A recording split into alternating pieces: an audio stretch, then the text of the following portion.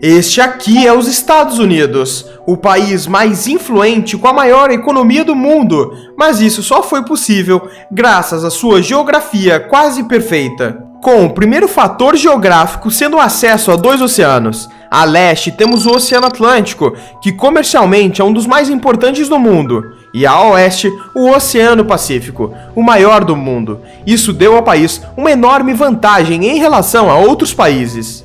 Pois é exatamente aqui no Oceano Pacífico que temos grandes parceiros comerciais, como a China sendo o maior deles, com 452 bilhões de dólares negociados ao ano. Depois, o Japão, com 144 bilhões de dólares. Já no Oceano Atlântico, o país tem acesso a todos os mercados consumidores ocidentais, principalmente com a Europa, que por estarem quase na mesma latitude, as viagens comerciais são mais curtas. Por exemplo, um navio saindo do porto de Rotterdam em direção até Norfolk, nos Estados Unidos, percorreria uma distância de 6.200 km. Mas se compararmos com a distância entre o Brasil e a Europa, o mesmo navio percorreria quase 10.000 km até o Porto de Santos. Além da vantagem logística que os oceanos proporcionam, eles acabam isolando o território de grande parte do mundo, fazendo com que os Estados Unidos façam fronteira apenas com dois países, o México e o Canadá, que atualmente não representam uma real ameaça à sua existência. E por estar cercado por dois oceanos durante a Segunda Guerra Mundial, o seu território continental quase não sofreu ameaças, enquanto outros países que possuem muitas fronteiras, como a França, sofreram centenas de ataques na Europa. Os Estados Unidos quase não se preocuparam, foram atacados apenas algumas vezes, com destaque em 1942, com ataques de submarinos japoneses a refinarias em Santa Bárbara, e, posteriormente, ataques perto do Rio Columbia, no Oregon. Antes de continuarmos esse vídeo, temos que te falar uma coisa. Agora temos um novo canal, e depois desse vídeo aqui, vai no primeiro link da descrição para conferir o nosso primeiro vídeo. Mas voltando para sua geografia, a área cultivável do país é muito grande, principalmente aqui, onde a Grande Planície Americana se encontra. Essa região é uma imensa área plana que segue pelos estados do Novo México, Texas, Oklahoma, Colorado, Kansas, Nebraska, Wyoming, Montana, Dakota do Sul e, por fim, Dakota do Norte. Essa planície é uma importante região de cultivo para os Estados Unidos.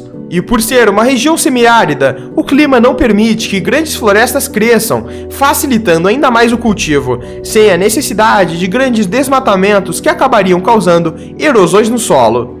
E tudo melhora com a existência do aquífero das Grandes Planícies. Esta é uma longa fonte de água que está presente em grande parte da planície. Para se ter uma noção, cerca de 30% da água subterrânea utilizada no país para irrigação é retirada desse aquífero. Enquanto este aqui é um mapa que mostra as áreas com maior população bovina do que humana. Só os estados do Texas possuem 13 milhões de cabeças de gado, depois Nebraska com quase 7 milhões e por fim o Kansas com 6 milhões de cabeças, tornando os Estados Unidos o terceiro maior exportador de carne bovina do mundo. Já este aqui é um mapa que mostra a quantidade de área dos Estados Unidos dedicada ao agronegócio. Fica claro a importância da Grande Planície Americana para os Estados Unidos. Mas apesar do tamanho gigantesco, seu início foi completamente diferente, dado que durante o século XVIII, este país era considerado colônia da coroa inglesa, com um território bem menor do que conhecemos. E como no Brasil, os Estados Unidos também tiveram seu território dividido em partes menores, mas no caso deles, em 13 colônias, que posteriormente foram divididas em 3 regiões principais. A primeira delas se trata da Nova Inglaterra, com as colônias de Connecticut, Rhode Island, Nova Hampshire e Massachusetts. Essa colônia tinha uma paisagem rochosa que dificultava a agricultura, então eles focaram mais na construção naval e pesca, já que tinham ótimos portos naturais nela. E para conseguir alimento, faziam trocas com as colônias centrais, sendo Nova York, Pensilvânia, Nova Jersey e Delaware, que participavam das rotas de conexão entre a região norte e sul. E diferente da primeira região, tinha uma estação de crescimento longa, quente e com solos aráveis à vontade, além de possuírem rios navegáveis que facilitavam o transporte de mercadorias. E não foi por acaso que as cidades portuárias conectadas a esses rios se desenvolveram, sendo elas Nova York e Filadélfia. Por último, faziam parte da região sul as colônias da Virgínia, Maryland, Carolina do Sul, Carolina do Norte e Geórgia. Aqui talvez seja um dos territórios mais famosos do período colonial, devido às plantações de algodão e tabaco, mas principalmente por receber a maior parte dos escravos durante esse período. A organização econômica de todas elas estava voltada para o que é chamado de comércio triangular, que por sua vez funcionava da seguinte maneira: enquanto as colônias da Nova Inglaterra comercializavam com o mercado exterior produtos produzidos pelas colônias do sul, havia uma grande entrada de escravos para trabalhar nas plantações daquela região.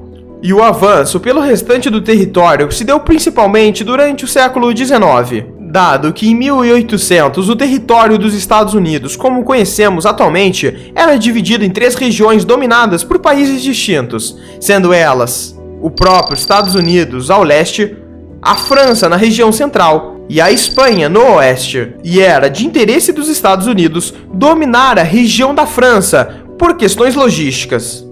Por exemplo, para transportar algo de Pittsburgh para Nova York, era mais fácil enviar por barco, passar pelo rio Ohio, Mississippi e contornar todo o Atlântico ao invés de fazer o percurso de 300 milhas, porque quase não haviam estradas do leste ao oeste, e sem o acesso ao rio do Mississippi, os Estados Unidos quase não tinham como transportar as colheitas para o resto do mundo.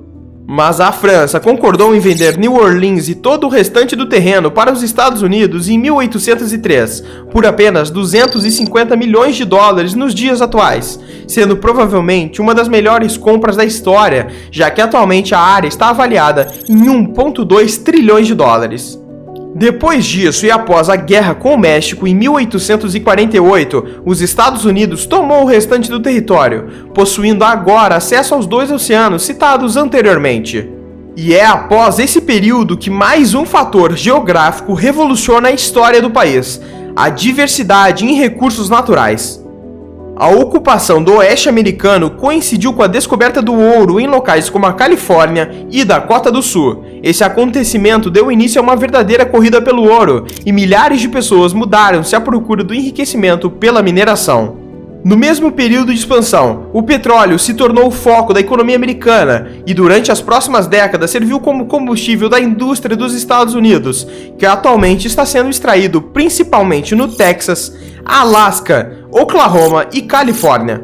Mas não foi só o petróleo que mudou a história do país. Outros recursos naturais foram e ainda são extremamente importantes, como o gás natural, que corresponde a 23% da produção mundial, e por fim o carvão, onde os Estados Unidos possuem cerca de 22% das reservas mundiais, e é extraído principalmente no Wyoming, Virgínia Ocidental, Kentucky e Pensilvânia. Esse minério foi extremamente importante durante a sua história, mas em 2019, após 134 anos do reinado do carvão como principal fonte energética do país, ele foi destronado por energias renováveis. Obviamente, fatores econômicos e políticos também contribuíram para o desenvolvimento deste país, mas uma boa localização, um território fértil e cheio de recursos naturais e fortes ligações com a Europa, com certeza foram fatores primordiais para a construção dos Estados Unidos da América. E esse foi o exato motivo pelo qual a geografia dos Estados Unidos os deu poder. Se você gostou desse vídeo, assista ao nosso outro canal sobre mega construções que estão ocorrendo pelo mundo. É o primeiro link na descrição, e eu garanto que a qualidade é a mesma do capital financeiro.